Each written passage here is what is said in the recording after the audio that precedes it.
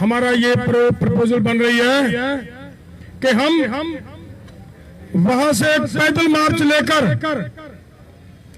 दिल्ली की ओर कूच करेंगे और 25 को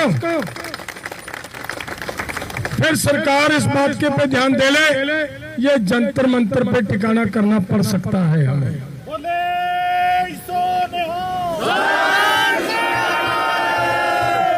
लेकिन अगर ये करोगे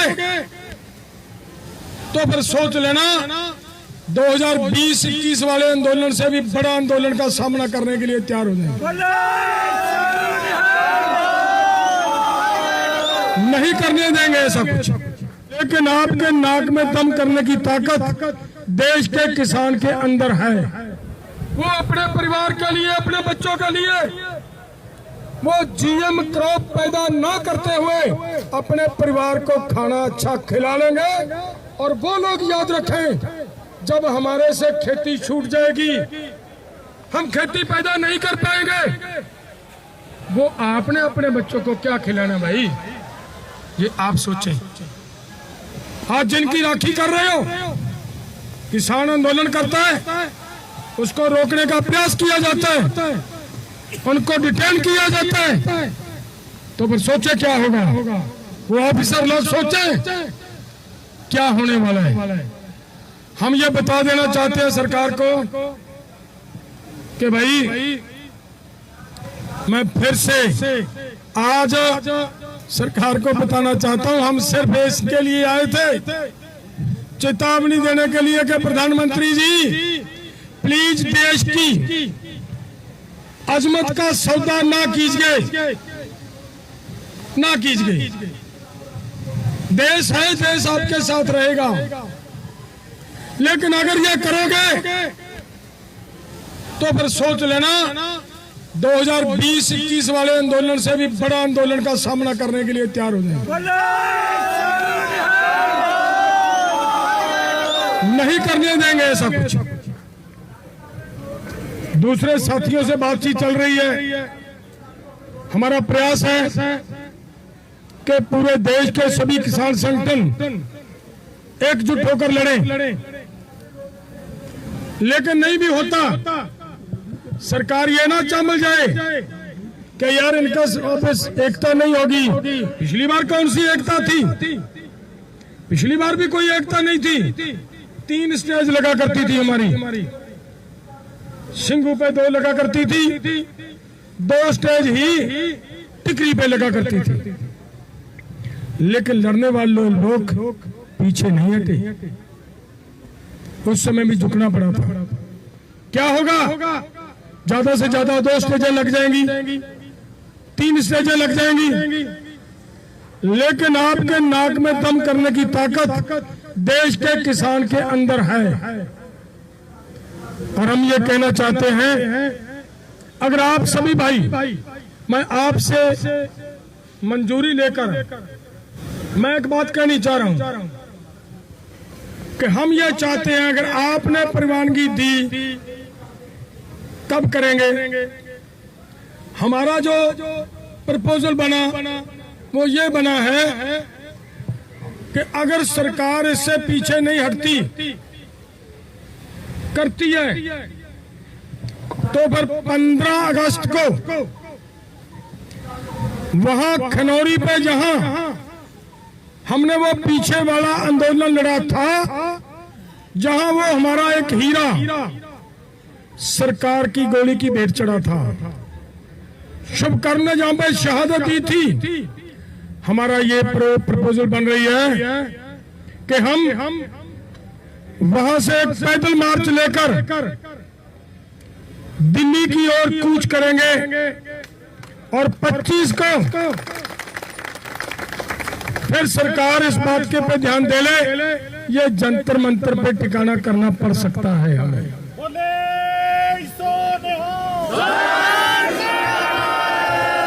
मैंने पढ़ सकता इसलिए कहा है क्योंकि 20 तारीख को मध्य प्रदेश के अंदर 20 जुलाई को हमने एक बैठक बुलाई है एसकेएम नॉन पॉलिटिकल की, नेशनल लेवल की।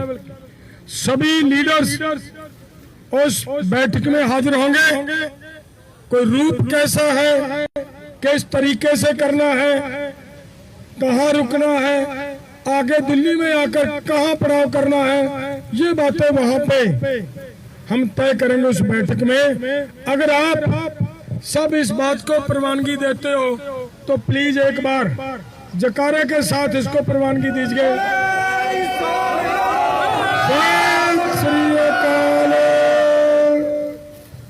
भारत सरकार इस बात पे थोड़ा ध्यान दे। मैं एक बात और कहनी चाह रहा हूं कि आंदोलन देखिए लड़ना है, लड़ना पड़ेगा। अब मन्नू ने एक बात कही है, हम लड़ रहे हैं अपने बच्चों के लिए। सभी बुजुर्ग, हर घर में एक बुजुर्ग है या नहीं है? क्यों भाइयों, है ना? सभी के एक एक बुजुर्ग है। एक बात बताओ, जब ये ट्रेड डील हो जाएगी, फसल का दाम कम पड़ जाएगा, कम हो जाएगा, आपकी आमदनी कम हो जाएगी, तो ये बताएं कर्ज आपके बच्चों के सर पे कितनी स्पीड से बढ़ेगा, ये बताओ। क्यों भाइयों, बहुत तेज स्पीड से बढ़ेगा ना? तो आज जिस तरीके से किसान को सुसाइड करना पड़ रहा है, तब तो फिर हर एक घर में एक को किसी न किसी को सुसाइड करना पड़ेगा या नहीं करना पड़ेगा? करना पड़ेगा। वो सुसाइड कौन करेगा? आपका पोता करेगा ना? ईमानदारी से बताओ, अगर आपका पोता सुसाइड करेगा, जब उसकी अर्थी घर से निकलेगी, दादा शमशान घाट तक अपने पोते की अर्थी के पीछे जा पाएगा क्या? बोले नहीं जाया जाएगा। उनको जिंदा रखने के लिए, उनको बचाने के लिए हर घर से एक दादा बाहर निकाल लो यार। युवाओं को करने दो काम, वो युवा हमारे काम करें घर से में। हमारे दादा जितने भी हैं, अपने पोते को जिंदा रखने के लिए वो मैदान में आए। और युवाओं को मेरी हाथ जोड़ के विनती है, वो जब आंदोलन शुरू हो जाए, मोबाइल पे रील मत देखना। आपकी आंख इस आंदोलन पे होनी चाहिए, हर वक्त इसके ऊपर आपका ध्यान होना चाहिए।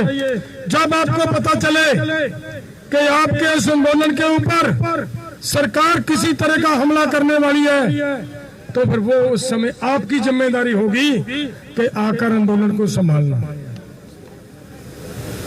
जब हमारे युवा, हमें पता है हमारे युवा संभालेंगे।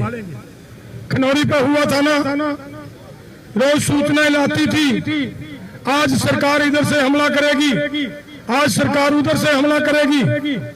जब हमले की बात आती थी, हमारे युवा 2-2.5 घंटे के अंदर आकर अपना अपना मोर्चा साम लेते थे ना। तो फिर सरकार की हिम्मत पड़ी मोर्चे को उठाने के लिए? नहीं पड़ी। मैं ये बताना चाह रहा हूँ मोदी जी, इन लोगों का इतिहास जो यहाँ बैठे हैं ना, आपको मुट्ठी भर दिख रहे हैं, थोड़े से दिख रहे हैं, इनका वो इतिहास है, इसको याद रखना। सो हम आपको फिर से देश का प्रधानमंत्री होने के नाते आपको ये कहना चाह रहे हैं कि कृपया इस डील पे साइन मत कीजिए, नहीं तो फिर देश आपको सबके सिखाने के लिए सड़कों पे आने के लिए मजबूर होगा। फिर हम पीछे नहीं हटेंगे, भले कुछ भी हो, कितनी भी बड़ी लड़ाई लड़नी पड़े लड़ेंगे। और मैं पहले जो बात कह रहा था वो याद रखना, मैंने ये कहा था लड़ाई हमेशा डिसिप्लिन से जीती जाती है। नेपोलियन इतना बड़ा योद्धा ऐसे नहीं बना था। नेपोलियन में क्या था, उसकी फोर्स से जितनी डिसिप्लिन थी, वो अपनी फोर्स के डिसिप्लिन के सर पे जीतता था। इसलिए आप अपने इस आंदोलन की फोर्स हो, अपना डिसिप्लिन, सभी को इस डिसिप्लिन को रखने की जरूरत है। आंदोलन होता है, ये मजाक नहीं होता। आंदोलन के समय मजाक नहीं किया जाता, हो हल्ला नहीं होता। हम अपनी बात करने के लिए आए हैं। सभी वक्ताओं ने बड़ा प्रेम से, बढ़िया तरीके से बात रखी है ना। सभी ने अपनी बात को ट्रेड डील के ऊपर केंद्रित किया है। बातें बहुत करने के लिए मैंने पहले बात कही थी, हमारे बेरोजगारी के मारे युवा बाहर जा रहे हैं, ये हम देख रहे हैं। आज देश के अंदर नशे का कितना प्रकोप है, देश के अंदर लैंड ऑर्डर की क्या दशा है। हमारी बहन बेटियों की इज्जत के ऊपर हाथ डाला जा रहा है। मन तो करता यार है कि उन इज्जत के ऊपर हाथ डालने वाले लोगों को सब सिखाया जाए, लेकिन डिसिप्लिन में रहकर बड़ी ताकत बनाकर उनको सबक सिखाने का काम करना है। आपने देखा यहाँ पे एक बार लड़कियों ने आंदोलन किया था, खिलाड़ी लड़कियों ने, क्या कारण था, क्या कारण था? देखिए, जो उनका मुखिया होता है, जो उनका इंचार्ज होता है, वो खिलाड़ियों का बाप हुआ करता है। अगर बाप लड़कियों के साथ, अपनी बेटियों के साथ ऐसी हरकत करे तो उन लड़कियों को यहाँ पे इंसाफ के लिए बैठना पड़ा था। देश के बहुत सारे मुद्दे हैं, लेकिन आज हमारा मुद्दा सिर्फ ट्रेड डील है। इसके लिए हमारी आज का आंदोलन इसी ट्रेड डील के ऊपर केंद्रित था। मैं आप सबका इसके लिए धन्यवाद करता हूं और अभिमन्यु को कहूंगा कि आप अपने तरीके से इस बात को कोई और अपना इस एक बात का और ध्यान से मैं सभी साथियों को बोल दूं कि देखिए, एक प्रोटोकॉल है, एसकेएम नॉन पॉलिटिकल है। जो आदमी एसकेएम नॉन पॉलिटिकल का हिस्सा है, उस आदमी को बोलने का समय दिया जाता है। जो अभी तक एसकेएम नॉन पॉलिटिकल का हिस्सा नहीं, उसको हमारे रूल्स एंड रेगुलेशन के बारे नहीं पता। हम पूरी तरह नॉन पॉलिटिकल हैं।